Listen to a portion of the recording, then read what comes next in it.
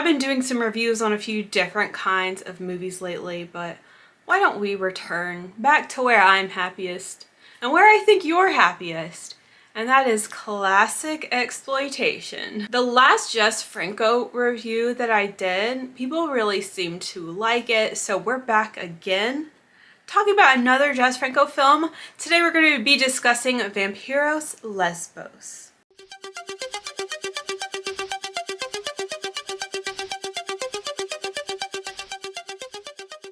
Before we get started, this is totally random, but I wanted to show you this sweatshirt that I got for my friend Sky for her birthday. I just think it's really pretty.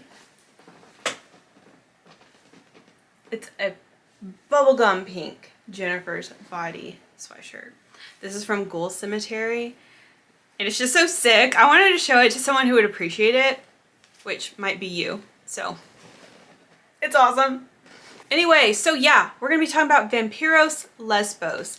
And just before we get into it, there won't be major spoilers. I'm, as usual, going to talk about like various plot points, but I'm not going to tell you the ending. So if you haven't seen the film, you can totally keep watching. Unless you like to go in totally blind, then you should leave. This film was released in 1971 and of course was directed by Jess Franco. Oh, and just for context, this is maybe my fourth or fifth Franco film at all, so I'm a noob. Here is your synopsis. A woman named Linda is summoned from Istanbul to an island to help with handling an estate.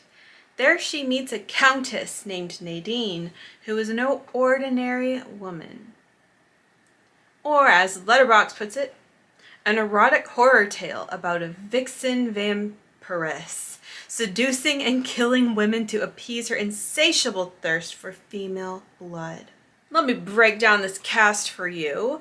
First, we have, of course, Soledad Miranda playing Countess Nadine Carity. We have Eva Stromberg playing Linda Westinghouse. Dennis Price as the Doctor. Paul Mueller as the psychiatrist, who I recognize this guy from Lady Frankenstein.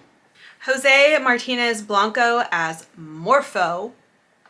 And I didn't realize it at the time, but Jess Franco is in the film playing a character named Mehmet. So this film was sent to me on DVD from Brian. What's up, Brian? And it's also a favorite of my friend Ashley. So I figured I was sitting on something good, you know? I was excited when I finally decided this is the day. Well, this film is definitely not what I expected at all, but I also kind of knew not to expect anything because I know Jess Franco can get kind of weird. But even still, with a title like this, I expected that we would have a horde of female vampires in nightgowns or something, you know, maybe in a castle or in a dungeon, and maybe we'd have some kind of orgy or something. But that is not what we get. There's really only like one vampire, honestly. Generally speaking, there's just one vampire in this movie. But true to the title, she is a lesbian. And not only that, she detests men overall. Not only is this movie just like, there's really not many gothic elements at all.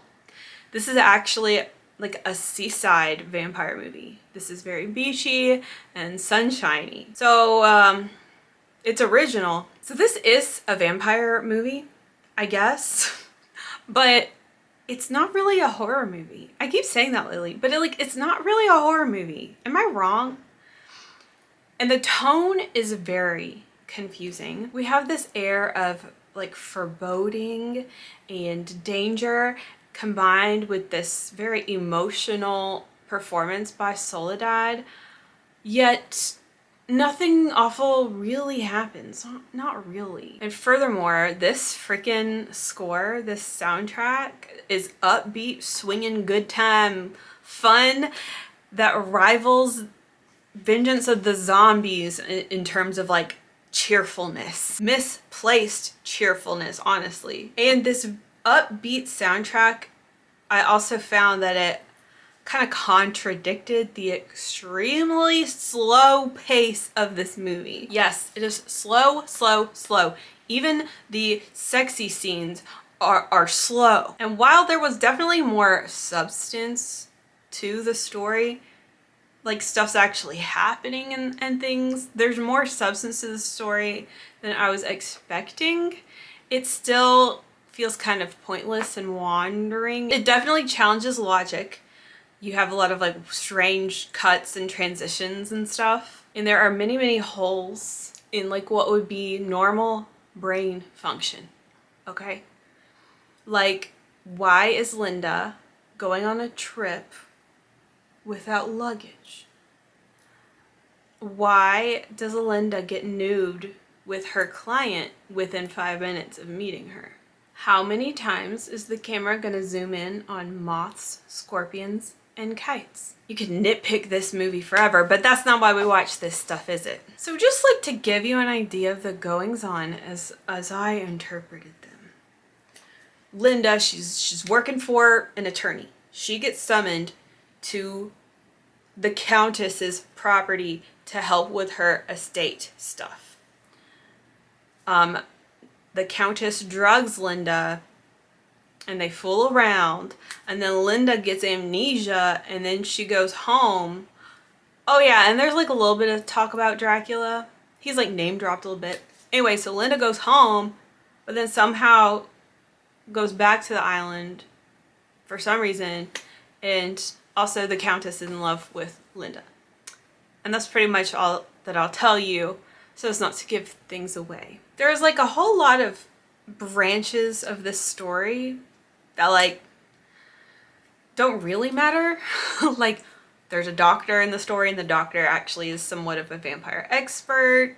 Little things like that. So they do try to form a plot here, but what it lacks in plot or sense, this film delivers with the visuals. Istanbul looks beautiful, and then this island that they go to is gorgeous. Like, we're on the ocean, and the house that Soledad's character lives in is just a dream.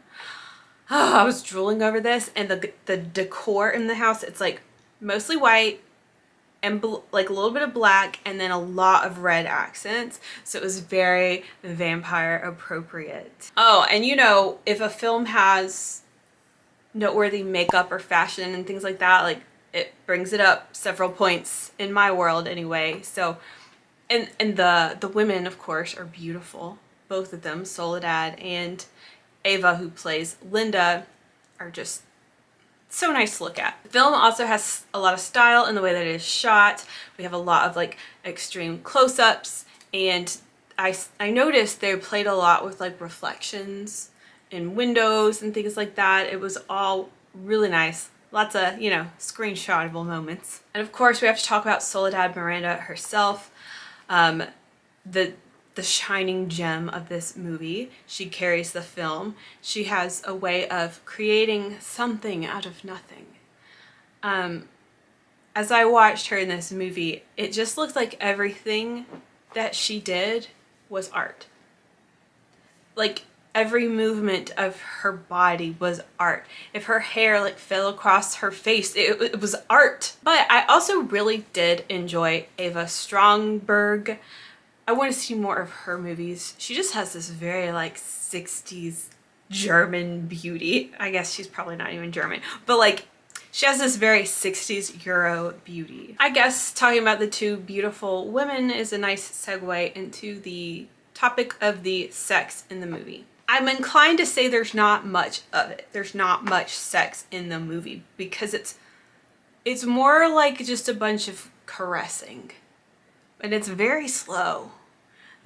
And have you noticed in these movies that the women, when the women be like touching on, especially on other women, it's like very palm heavy. They'll be like, have you noticed that? Or is it just me? It's like they don't want to fully touch. I just didn't find it convincing. And I guess Soledad is a stripper or something, or a dancer of some kind. So we watch this very long, drawn out, kind of weird like performance dance routine that she does. We see it once in the film as part of a dream sequence, but then we get to watch the whole thing all over again when it happens in real life. And I was just thinking, like, couldn't you just given us a different routine? So, like, to mix things up, like, why do we have to watch the same thing 2 whole times? Regarding this, like, vampire lore, this is very different. It does not adhere to any standards, okay? So our vampires can be out in the daytime, they can be in the sun. There's really not much talk of like crosses or garlic or anything like that. To kill a vampire, you gotta get them in the brain, you know, like a zombie. And just because you get bit by a vampire does not mean you will become one. You can only become one if the vampire initiates you into their sacred order. So it is like a privilege to become a vampire, and it's not for everyone. Just because they drink your blood doesn't mean you get to be a vampire. I'm not like a stickler for vampires movies have to be this way or anything like that. I do kind of like when there is a little bit of adherence because it feels like a vampire movie in that way. And this didn't feel like a vampire movie. I mean, there wasn't even any fangs in the film. But I do kind of appreciate like the rule breaking and just doing the Jess Franco doing his own thing. Like, that's cool. And for such a cheerful setting and soundtrack in this movie, I thought it was kind of dreary. Like, no one smiles or anything in this movie. And overall, I'm just a little bit befuddled. Ava and Soledad are enough, and the visuals in general are enough to make this film memorable and revisitable, but I'm still trying to figure out how I feel about this, because also like I really want to like it, but like first impressions compared to the last Jess Franco review I did, like I like Eugenie a lot more at this point. It seems like this film had all the tools to succeed. And maybe, I think what's really keeping me from enjoying it fully is that the story is kind of sloppily woven and the tone is just kind of confusing. And I think I did just want some vampire action. I'm inclined to suspend my final judgment until I've had time to sit with this movie. I mean, there are plenty of movies like The Nude Vampire that I wasn't really into at first, but after some time I was like, oh, I love that shit. Now that I'm finished with Vampyros Lesbos, I'm feeling similar to the way I felt when I finished Madeline Anatomy of a Nightmare. Where like, oh, it was beautiful, like these images have been carved into my mind, but also what the fuck just happened? And I keep forgetting the like, put it in a 3-pack, the little section I used to put at the end of reviews. So if I was to put Vampyros Lesbos in a 3-pack with other movies, I'd probably say Madeline Anatomy of Nightmare. And then I'd probably also say something like Baba Yaga. I'd probably say Baba Yaga rather than Daughters of Darkness, because then you get like, you don't have 2 vampire movies and then 1 random, so you have like an assortment. So yeah, I would say Vampyros Lesbos, Baba Yaga, and Madeline. Okay, those are my thoughts on Vampyros Lesbos. I really would love to know what you think. If you would like to speak in defense of this film or criticize this film, please do so down below. I feel like I have a lot of digesting to do. So thank you for watching. Let me know what Jess Franco film you want me to talk about next. I do have Venus in Furs that I haven't watched yet. And I will be seeing you in the next video. Ciao!